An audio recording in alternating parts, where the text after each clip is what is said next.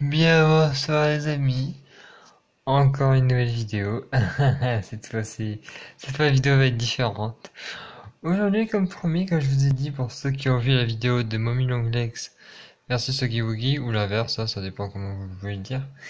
Eh bien, je vous avais dit que je vous montrais un CP avec une vidéo, bien sûr, d'une chaîne CP. Eh bien, aujourd'hui, c'est le cas. Avec une chaîne d'ACP qui s'appelle SCP Chronique. Voilà, c'est une chaîne de SCP, hein. Donc ça c'est un SCP qui s'appelle SCP 3760. 3760. Donc voilà, donc je vais vous laisser avec cette vidéo. Moi je vais la regarder avec vous parce que j'ai vu ce SCP, ça me semble vraiment intriguant. Donc voilà, on va passer tout de suite à la vidéo, hein. Pour l'instant, regardez-vous devant cette vidéo. Voilà, c'est ça, la chaîne SCP Chronique. C'est probablement ma dernière vidéo. Merde, non, pas comme ça. Si quelqu'un voit cette vidéo, sachez que je suis le dernier survivant du navire Pride of the Seas. Je m'appelle Kid Woodward. Je suis le médecin du cargo Pride of the Seas. Ou plutôt, j'étais. On rentrait du Japon avec 5000 conteneurs de fret. Il y avait 12 personnes dans notre équipage. Tout se passait comme prévu. À environ 300 000 au nord des îles Hawaï, on a sauvé quelqu'un. C'est là que tout a commencé. C'est Eads, le second, le premier à avoir vu la fille. Son corps se balançait sur les vagues à gauche du bateau. Elle ne bougeait pas. On ne l'aurait jamais vue si elle n'avait pas son gilet de sauvetage fluo. Il y avait un orage qui s'approchait, et tout autour de nous était gris, aussi bien le ciel que l'eau. Oui, elle a vraiment eu de la chance. Quand nous avons monté la fille à bord, elle était inconsciente, mais vivante. Je ne savais pas combien de temps elle avait passé dans l'eau. 2 jours, peut-être 3. L'équipage m'a aidé à la porter à l'infirmerie et elle a rapidement repris conscience. Elle nous a dit qu'elle s'appelait Melissa et qu'elle venait de Seattle. J'ai essayé de découvrir ce qui lui était arrivé, mais elle avait de gros trous dans sa mémoire. La dernière chose dont elle se souvenait, c'est qu'elle était partie en vacances avec des amis à Hawaï. Il arrive que les gens entrent en état de choc suite à une situation stressante. J'ai décidé d'examiner Melissa après avoir remarqué un pansement ensanglanté au-dessus de son genou. Je m'attendais à tout, sauf à ce que j'ai vu à ce moment-là. À première vue, c'était une blessure ordinaire. Elle aurait pu l'avoir en se prenant quelque chose de pointu. Mais quand j'ai pris la trousse de secours pour nettoyer la coupure, j'ai vu des dents. Quoi? De petites dents pointues poussées sur les bords de la plaie, comme si c'était une mâchoire. Je les ai touchées avec des pincettes. Et je vous jure, les bords de la plaie se sont refermés en claquant, comme s'ils voulaient me mordre. Vous entendez ça? Melissa demande soudainement quelque chose. Il m'appelle. J'ai essayé d'entendre ce qu'elle disait, et tout ce que j'entendais, c'était le bruit des machines du bateau. Maintenant! Il exige que je l'aide à sortir. La fille se relève sur le canapé. Apparemment, les conséquences de ce qu'elle venait de vivre étaient assez graves. Après son retour sur terre ferme, elle aurait besoin d'aller chez un psychiatre. J'ai donné un sédatif à la fille et je l'ai laissée se reposer. Ensuite, je suis allé dans ma cabine et j'ai commencé à feuilleter mes livres de médecine. J'ai parcouru tout ce à quoi je pouvais penser, mais je n'ai trouvé aucune explication à ce que la fille pouvait avoir. À ce moment-là, ils m'ont appelé et m'ont demandé de revenir tout de suite. Le second, Hitz, avait besoin de moi. J'ai couru le rejoindre. C'est quoi ce bordel? Oh, mon Dieu, ça fait mal! Elle m'a attaqué. Il s'était passé quelque chose de fou à l'infirmerie. Melissa était blottie dans un coin, et Hitz serrait une blessure dans son cou et criait comme un fou. Lâchez ça, laissez-moi voir. J'ai crié. C'était une morsure. Une partie du cou du second avait été arrachée. La blessure n'était pas profonde, mais assez large. Pendant que je recousais la blessure de Hitz, il m'a expliqué qu'il avait voulu vérifier si tout allait bien avec la fille. Vous l'entendez? Il est prêt. Il vous appelle tous.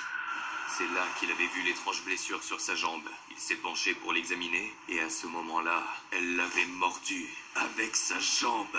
Ça sonnait tellement absurde. J'ai regardé Melissa qui ne disait rien. Elle regardait autour d'elle, complètement effrayée. C'était trop. Il fallait déclarer un état d'urgence. J'ai dit au capitaine qu'il y avait 2 blessés graves à bord et qu'on devait immédiatement se rendre au port le plus proche. Mais il m'a dit qu'une tempête approchait et qu'il n'allait pas risquer la cargaison pour le bien de 2 personnes. Quelques heures plus tard, le capitaine regrettait sa décision. Mais il était déjà trop tard. À ce moment Question. là, 4 autres membres de l'équipe avaient été blessés. Apparemment, les bouches qui étaient apparues sur tout le corps des marins devaient être nourries. Sinon, elles trouveraient elles-mêmes de la nourriture. Tout le monde à bord a commencé à paniquer. Je devais soigner de plus en plus de gens. J'ai d'ailleurs remarqué qu'il n'y avait pas que des dents qui pouvaient apparaître dans les plaies. Quand l'un des marins a enlevé sa chemise, j'ai failli crier. Sur son dos, plusieurs yeux me fixaient. Des yeux noirs, sans âme, et ils n'étaient pas humains, plus comme des yeux de requin. Tous les infectés ont commencé à entendre la voix de quelqu'un. Ce quelqu'un les appelait et leur ordonnait de faire quelque chose. Je ne comprends toujours pas comment cette infection se transmet, mais ce n'était certainement pas microbien ou viral. Certains n'étaient même pas mordus. Par exemple, le capitaine s'est juste coupé en se rasant. Et 1 heure plus tard, un petit œil était là, dans la coupure. J'avais eu de la chance jusqu'à présent, comme je n'avais pas une seule égratignure sur mon corps. Mais à la tombée de la nuit, ça devenait très compliqué. On était au cœur de la tempête. Le navire se faisait malmener par la mer. De l'équipage, plus personne ne faisait son travail. Soit ils cherchaient de la nourriture pour les bouches qui s'étaient développées sur leur corps, soit ils parlaient à quelqu'un que je ne pouvais pas entendre. Mais le pire de tout, c'est que la fille qu'on avait sortie de l'eau le matin avait disparu. Tout à coup, la lumière s'éteint. L'infirmerie est aussitôt plongée dans l'obscurité totale. Les moteurs se sont arrêtés et j'ai senti que le navire commençait à perdre de la vitesse. Je ne sais pas ce qui a coupé le courant sur le navire, mais j'avais d'autres problèmes. Je voulais juste rester en vie. C'est pourquoi j'ai tout de suite remonté tous les couloirs pour rejoindre le pont supérieur. J'ai croisé plusieurs membres de l'équipage qui étaient devenus fous et qui avaient commencé à se manger les uns les autres. Le second hit m'a attaqué dans un des couloirs. Il criait qu'il avait faim, qu'il devait nourrir toutes les bouches ou alors elle le mangerait lui. Avec la lumière, je voyais les dents grincer dans les bouches. J'ai poussé Hit et j'ai continué de courir. J'avais presque atteint le pont supérieur. Puis quelque chose est apparu, juste devant moi. La silhouette était couverte de bouches. Elle me fixait avec des dizaines d'yeux en bavant. Voici le dernier. Lui aussi, il deviendra une partie de vous. C'est la seule bouche humaine sur ce monstre qui prononce ces mots. Et je l'ai reconnue à sa voix. C'était Mélissa. C'était elle. Ou plutôt, ce qu'elle était devenue. La créature a commencé à courir vers moi. J'ai fait demi-tour aussi vite que je pouvais. Tu ne peux aller nulle part. Donne-lui ton corps. Je pouvais les entendre derrière moi. La distance entre eux et moi diminuait rapidement. Avec le peu de force qu'il me restait, j'ai réussi à atteindre le pont quand j'ai vu plein de conteneurs. J'ai décidé de me cacher. J'ai ouvert un conteneur et j'y suis rentré. J'ai fermé la porte et je me suis caché. J'ai entendu des pas lourds dehors. Le monstre me cherchait. Tout semble tranquille. Une autre vague frappe le bateau et le pont bascule. J'ai entendu les câbles lâcher et tout s'est retourné. Quelques secondes de chute libre et le conteneur est tombé dans l'eau. L'eau a commencé à rentrer par les fissures. Merde, j'allais me noyer. Je me suis précipité vers la porte, mais je n'arrivais pas à l'ouvrir. L'eau montait vite et il y avait de moins en moins d'air. C'était la fin, visiblement. J'avais la tête qui tournait et je me suis vite rendu compte que j'arrivais à peine à respirer. J'ai commencé à manquer d'air, à haleter. Ça a continué comme ça pendant quelques minutes avant que je ne sente un impact. Le conteneur avait touché le fond de l'océan. Bon, j'avais peut-être assez d'air pour tenir 3 minutes. Pendant que je perdais conscience, j'ai vu la porte s'ouvrir. Il y a 2 personnes dans des tenues de plongée qui sont rentrées. Je ne sais pas comment ils ont réussi à arriver à temps. Peut-être qu'ils suivaient le navire. En fait, il y avait une station de recherche sur le fond marin, pile sous le navire. Ils disaient qu'ils faisaient partie de la fondation SCP. Je me disais que j'avais tellement de la chance. J'y croyais à peine. Je n'ai compris que plus tard que je m'étais emballé trop vite. Je me suis réveillé dans un lit, dans l'infirmerie de la fondation. Une femme en robe blanche et avec un badge sur la poitrine était assise à côté de moi. Où est-ce que je suis? Qu'est-ce qui s'est passé? Vous étiez en train de vous noyer. Nous vous avons sauvé. Il m'a fallu quelques secondes pour me souvenir de ce qui m'était arrivé. Venez-vous du navire de transport Pride of the Seas? M'a demandé la femme. Oui, je m'appelle Kid Woodward. Je suis médecin. Parfait. Monsieur Woodward, y avait-il quelqu'un d'autre de non infecté à bord de votre navire? Non, tout le monde s'est transformé en ces créatures. Ah, attendez, comment savez-vous ce qui nous est arrivé? Ce n'est pas important. Voilà ce qu'a répondu la femme avant d'appuyer sur un bouton à côté du lit. 2 soldats sont tout de suite rentrés dans la pièce, m'ont attrapé et ont commencé à me traîner le long des couloirs de la station sous-marine. Non, qu'est-ce qui se passe? Laissez-moi partir. Elle me regardait, indifférente. Qu'est-ce qui se passe? Pourquoi ils nous enferment? Vous ne comprenez toujours pas? Pour les expériences. Ce sera bientôt notre tour. Et nous deviendrons comme eux. La femme pointe du doigt dans le couloir. J'ai vu quelques autres cellules contre le mur du fond. Il y avait des personnes infectées à l'intérieur. L'un d'eux était complètement couvert de mâchoires pleines de dents et courait partout dans sa cellule. Mais apparemment, toute sa mémoire n'avait pas été effacée. Parce qu'il y a 3 jours, elle avait réussi à s'échapper. Elle avait atteint les nacelles de sauvetage et s'était dirigée vers la surface. Mais n'espérez rien. Ils ont bien renforcé la sécurité après ça. Il n'y a que Melissa qui aura réussi à s'en sortir. Melissa, elle parle de cette fille qu'on avait sauvée de la mer. Je ne lui ai pas dit ce qui s'était passé avec Melissa sur le navire, qu'elle était devenue un monstre. J'ai commencé à réfléchir à un plan d'évacuation. J'ai encore eu de la chance. J'ai trouvé des pincettes dans ma poche inférieure. Elles étaient tellement petites que les employés de la fondation ne les avaient pas trouvées en me fouillant. C'était ma chance. Je les ai montrées à ma voisine et elle s'est tout de suite approchée. Donnez-moi ça. J'étais une spécialiste du cambriolage. Quelques minutes plus tard, la serrure de sa cellule a lâché. La porte s'est ouverte. Elle a tout de suite commencé à travailler sur ma serrure. Viens, on s'en va d'ici. A crié la femme, et on s'est précipité dans le couloir. Mais des soldats de la fondation nous ont vus. Ils ont commencé à courir après nous.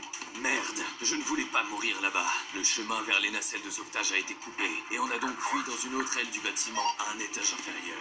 Les soldats étaient juste derrière nous. Puis on s'est heurté à un sas. Il menait à un long couloir sur le fond marin. Il y avait des panneaux devant l'entrée indiquant qu'une zone dangereuse se trouvait devant nous. Seuls les employés possédant une habilitation de sécurité de niveau 2 étaient autorisés à entrer. C'était une impasse. On n'avait nulle part où aller. À ce moment-là, des soldats se sont précipités et ont attaqué la femme. Elle a résisté du mieux qu'elle a pu, mais ils l'ont rapidement mise au sol. Et puis, elle a arraché un badge avec une clé électronique de la ceinture d'un de ses agresseurs et me l'a jeté. Retrouve cette chose. Venge-nous tous. Je n'ai pas attendu que les soldats m'attrapent. J'ai donc vite ouvert le sas. J'ai commencé à courir le long du couloir illuminé. Apparemment, ça menait à des rochers sous-marins. J'avais presque atteint le 2e sas quand j'ai entendu des cris derrière moi. Les militaires s'étaient arrêtés et ne me suivaient plus. Arrêtez! N'allez pas là-bas! Pire encore, ils ont reculé et ont commencé à courir dans l'autre sens. Merde! Il n'y avait pas de retour en arrière possible.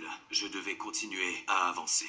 Il y avait des combinaisons de plongée pour la recherche sous-marine dans le 2e sas. J'ai décidé d'en mettre une au cas où. Quand les portes du sas se sont ouvertes, j'ai vu une grotte naturelle inondée qui descendait. J'ai plongé, puis j'ai commencé à nager. À ce moment précis, j'ai entendu une voix juste dans ma tête. J'ai commencé à regarder autour de moi, effrayé, et les murs de la grotte ont pris vie. Des milliers d'yeux me fixaient et souriaient avec leurs bouches pleines de dents. Il y en avait tout autour de moi. Je venais de rentrer dans cette chose.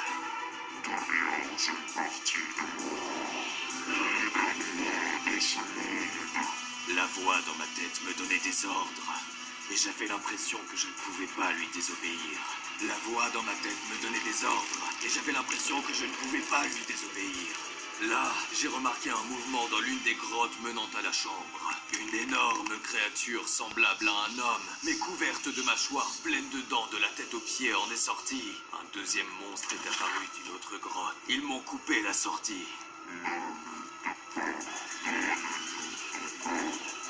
Est-ce que j'allais vraiment me transformer dans cette créature horrible? Tout d'un coup, j'ai vu un petit bassin et quelque chose comme un sous-marin au fond de la grotte.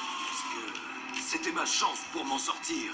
Je ne pouvais pas croire que j'avais autant de chance, donc je me suis précipité dessus. J'avais presque atteint le sous-marin quand une de ces créatures a sauté juste devant moi d'en haut. Je n'ai pas eu le temps de réagir. Une de ces nombreuses mâchoires m'a mordu l'épaule et j'ai entendu un craquement. Voix dans ma tête n'arrêtait pas de m'ordonner de revenir. Ne l'écoute pas! Et puis, le cockpit du sous-marin s'est rempli du son du signal d'alarme. Un indicateur a clignoté en rouge. C'est quoi ce bordel?